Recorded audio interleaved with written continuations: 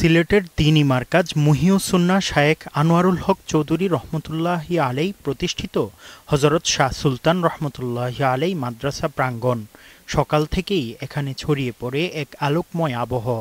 দেশের নানা প্রান্ত থেকে আগত আলেম ছাত্র ও শুভানুধ্যায়ীদের উপস্থিতিতে রূপ নেয় এক উৎসবমুখর পরিবেশ।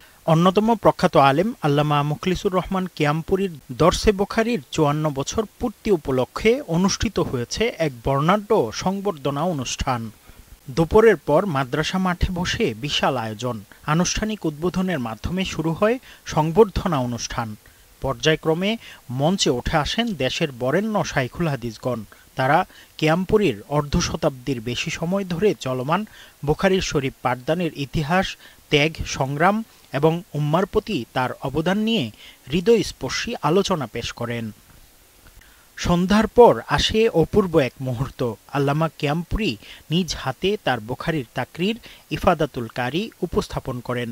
সংবর্ধনা উপলক্ষে প্রকাশিত স্মারকের মোড়কও উন্মোচন করেন তিনি।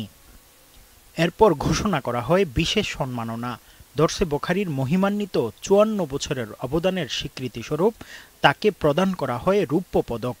সংবর্ধনা গ্রহণ শেষে কিয়ামপুরী ছাত্রদের উদ্দেশ্যে মূল্যবান নসিহত প্রদান করেন।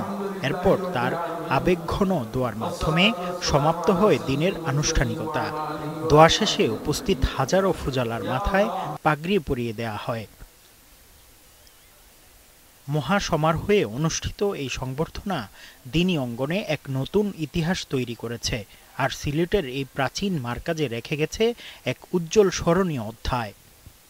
মুফতি আব্দুল্লাহ তামিম, সময় সংবাদ, ঢাকা।